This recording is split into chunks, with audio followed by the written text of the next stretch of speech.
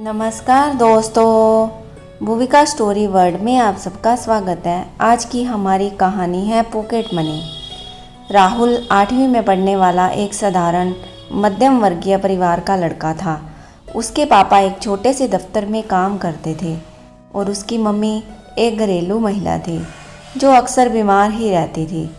राहुल को रोज़ स्कूल के लिए 5 रुपये पॉकेट मनी के तौर पर मिलते थे, क्योंकि कभी कभी बीमारी की वजह से उसकी मम्मी उसे देने के लिए लंच नहीं बना पाती थी। राहुल पढ़ाई लिखाई में अच्छा था और मन लगाकर पढ़ाई करता था। राहुल रोज़ पैदल ही स्कूल के लिए आता जाता था।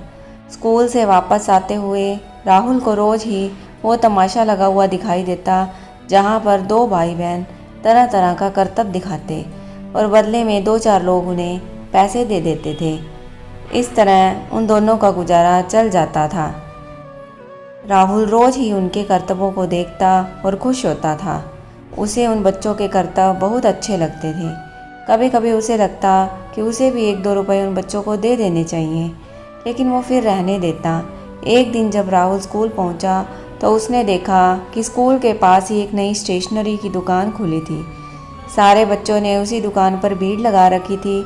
राहुल भी उनमें शामिल हो गया। उस दुकान पर तरह तरह की कॉमिक बुक, रंग बदलने वाले पेन, बहुत सारे तरह तरह के भरने वाले रंग, स्टिकर्स, किताबों पर चढ़ाने वाली अबरी, चिट, सभी कुछ था। राहुल विस्मित सा सब कुछ देख रहा था। तभी उसकी नज़र वहाँ पर रखे एक पेन सेट पर पड़ी। गोल्डन रंग के वो पेन कुछ स्पेशल ही लग रहे थे।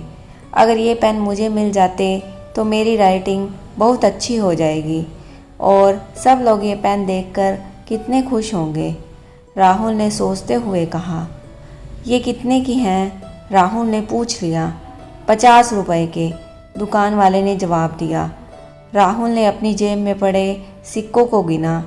1, 2, 3, 12। ये तो सिर्फ 12 रुपये हैं। राहुल पैसे गिनकर उदास हो गया और दुकान से नीचे उतर आया, लेकिन उसके दिमाग में अब भी वही पेन चल रहे थे।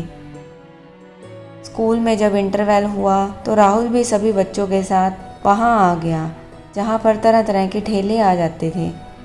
चाट का, समोसों का, खट्टी मीठी इमली, तरह तरह की चूरन। रोज़ की तरह राहुल चाट टिक्की के ठेले की तरफ बढ़ गया कि तभी उसके सामने वो पेन आ गए। तो उसने 5 रुपये की टिक्की खाने की बजाय 3 रुपये का समोसा खा लिया। घर आते हुए वो बहुत खुश था।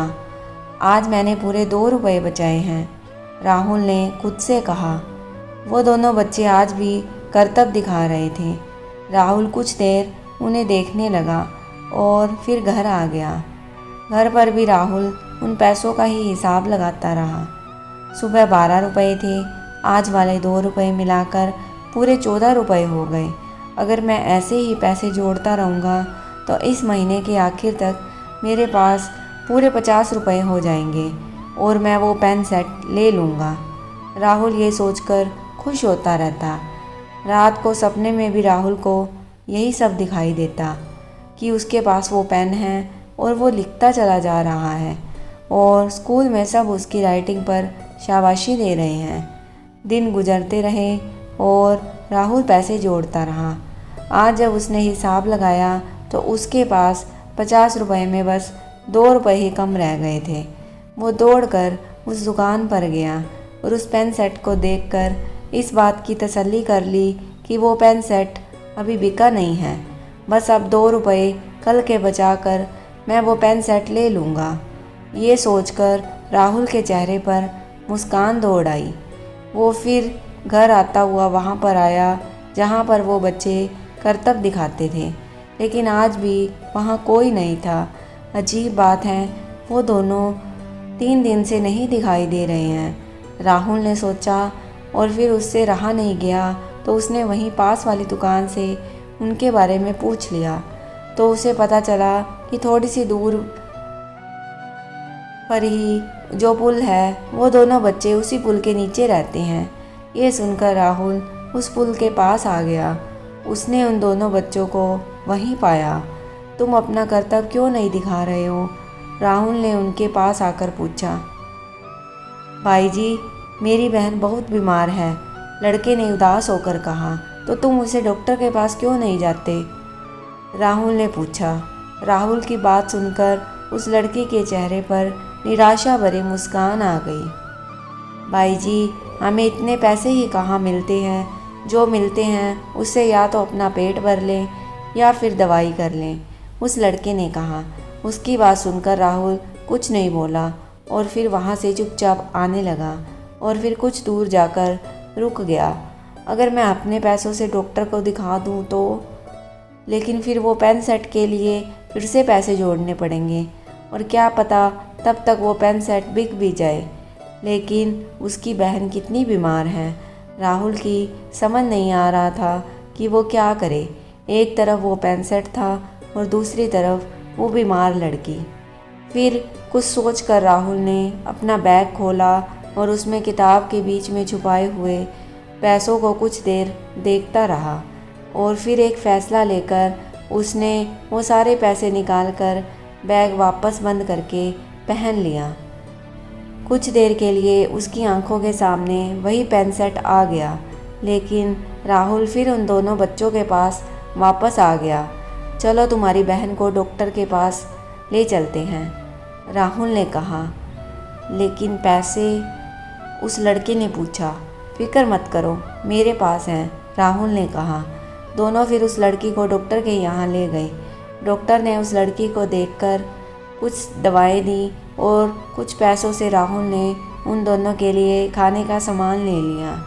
राहुल ने देखा तो उसके पास बस 3 रुपए ही बचे थे। भाई जी, तुम्हारा बहुत बहुत धन्यवाद जो तुमने मेरी बहन को डॉक्टर को दिखाया। मैं ये एहसान हमेशा याद रखूँगा, उस लड़के ने राहुल के आगे हाथ जोड़ते हुए कहा। ऐसा मत कहो, मैं भी तुम्हारा कर्तव्य रोज़ देखता था और सोचता था कि तुम लोगों को कुछ देना चाहिए। इसी बहाने ही सही कम से कम एक बोझ सा जो मेरे मन में था वो ख़त्म हो गया, राहुल ने मुस्कुराते हुए कहा। वहाँ से वापस आते हुए राहुल के मन में अलग ही खुशी थी। उसे पेन सेट का थोड़ा अफसोस था, लेकिन किसी की मदद करने की खुशी में वो एहसास कहीं दब गया था। अगले दिन राहुल स्कूल जाने से पहले उस दुकान में आया तो वहाँ पर वो पेन सेट नहीं था। अच्छा हुआ कि वो बिक गया, राहुल ने कहा और फिर अपने स्कूल आ गया। स्कूल में प्रार्थना ख़त्म होने के बाद प्रिंसिपल सर मंच पर आ गए। मैं यहाँ पर कक्षा 8 में पढ़ने वाले बच्चे राहुल को बुलाना चाहता हूँ, प्रिंसिपल सर ने कहा तो राहुल घबरा सा गया। जाओ राहुल, देखो प्रिंसिपल सर तुम्हें बुला रहे हैं, राहुल के पास खड़े एक शिक्षक ने राहुल से कहा तो वो घबराता हुआ मंच पर आ गया। इस बच्चे से मिलो, इस बच्चे ने आज हम सबको दूसरों की मदद करने का पाठ सिखाया है। कल राहुल ने 2 बच्चों की मदद की। हमें इस बारे में कभी पता नहीं चलता, लेकिन उस वक्त वहाँ पर हमारे गणित के शिक्षक मौजूद थे जिन्होंने सब अपनी आंखों से देखा। उन दोनों बच्चों को एक संस्था को सौंप दिया गया है जो उनका अच्छे से ख्याल रखेगी। आप सभी को भी राहुल से कुछ सीख लेनी चाहिए। हमेशा दूसरों की मदद करें और मुझे राहुल को ये उपहार देते हुए बहुत खुशी हो रही है।